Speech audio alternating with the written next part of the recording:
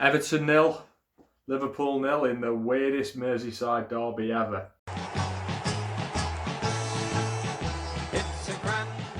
So I've just got back from my dad's Happy Father's Day to all the fathers out there. Watched the derby with my dad on telly. Strange watching the derby on telly. Now I know how the Reds feel. And to be honest with you, it kind of feels like a missed opportunity today, does. And that in itself, that's kind of strange because we've had 3 months off. We're playing the best team in the league. It pains me to say that, but they are. They have the best players. They're top of the league for a reason. And we've drawn 0-0 at home with them after this massive layout in these very strange circumstances and in isolation.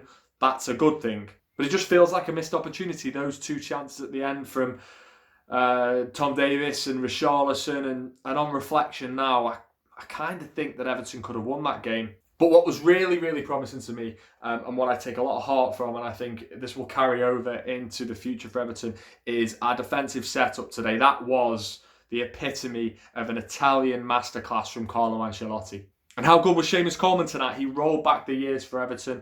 This is a terrible, terrible statistic. We've now gone a decade without beating them, and that in itself is horrendous. But Seamus Coleman was in the side the last time we beat Liverpool back in 2010, and he rolled back the years tonight with a terrific performance. Gary Neville mentioned it on the commentary. He kept Mane quiet. And you know, as a fellow man in my 30s, I've got a lot of respect for that because he did roll back the years. And having, you know, again, 3 months out, it didn't look like it. He's kept himself in tip-top condition, and that was nice to see because you know, I like Seamus Coleman, and to see him roll back the years in that way was great. And was it just me? But I kind of got like a strange wave of optimism when Lovren came on. I know he's a liability for them, and straight away Richarlison caused him issues, but that was like a kind of a weird feeling. And at that point, when Lovren came on, I did start to think, I withheld my emotions a little bit because, again, we're playing Liverpool, and if anybody's going to nick it, it's going to be them against us. But when Lovren came on, I was thinking there might be a chance here that we go on to nick it. And again, you know, within I think it was probably about a minute, Richarlison had put him on his arse, and he was a bit of a weak link for them. But it wasn't a great game, and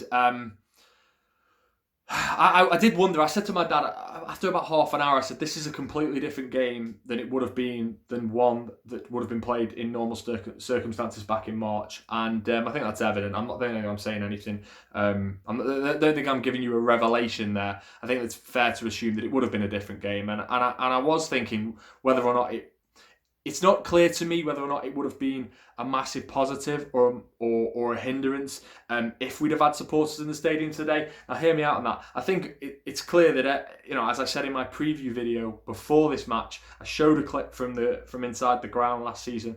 Evertonians made it incredibly hostile. They stifled Liverpool last season. A lot of Liverpool's key players, their key lads, Mohamed Salah, etc., couldn't get into a rhythm on that day, and that was mainly down to the supporters. The supporters made it horrible.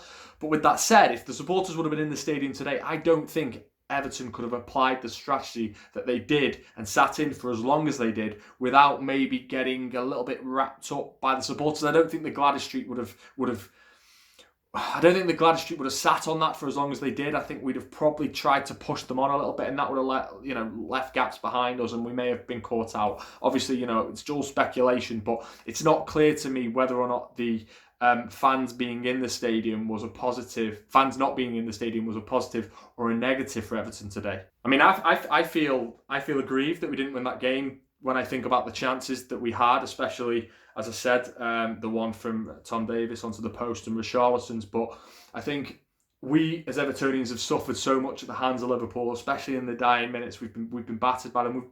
I often say we've been beaten any way that you could conceivably be beaten by your nearest rivals. We've suffered more than any other side at the hands of our nearest rivals, and the fact that we haven't lost that game, I think we can't be too ungrateful because you know, there've been many a times when we would have taken a draw when we've been battered by them. So, you know, on reflection, it's disappointing, but I am okay with a draw. But it did feel like a friendly. It did feel like a friendly to me.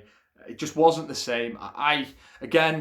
I know the Reds that watch this channel, they like to comment quite frequently. I wouldn't want to win the league like this. If Everton were in the position of Liverpool, I get it, yeah, it's highly unlikely, haha. But if Everton were in the position of Liverpool, to think about them winning the league in these circumstances, not for me. And I know that you will tell me that you don't care. You just don't care. As Paul Mage said, you know, you could throw the Premier League title in a pit of snakes and drag it through shit, and you don't care. You've won a Premier League, but this season it might as well have been voided. I think it just doesn't feel the same, and that's not. I promise. I'm telling you now. This isn't me just saying that because I'm being a bitter Evertonian. I would hate to win the league in these circumstances. But I think another point to make as well on the performance today.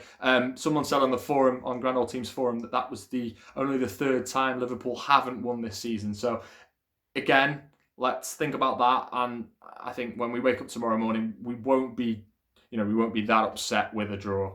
And I do just finally want to give a shout out to Tom Davies. I thought that he was very good today as well. And actually, for me at one point, he may have been in with a shout of a man of the match performance. I thought he was very good. And the reason why I want to highlight him is not only because he played well, but because he is a bit of an enigma within Everton Football Club. He splits opinion, he divides opinion. And I think sometimes people can be a little bit too harsh on him, and actually I think on Tom Davies, it's us who have put him on a pedestal. I've made this point before on social media. It's us who created this image around Tom Davies, and maybe we got a bit of ahead of ourselves with him, and that's not his fault. But what do you think about today's performance? Let me know in the comments section below. I will endeavour to respond to every single comment that I get, even the nasty ones. As always, thank you for watching Grand Old Team. I'm Adam Partington. You can find me on Instagram at @partadam. And as always, remember to like, share and subscribe. And remember to head over to GrandOldTeam.com and to sign up to the forum.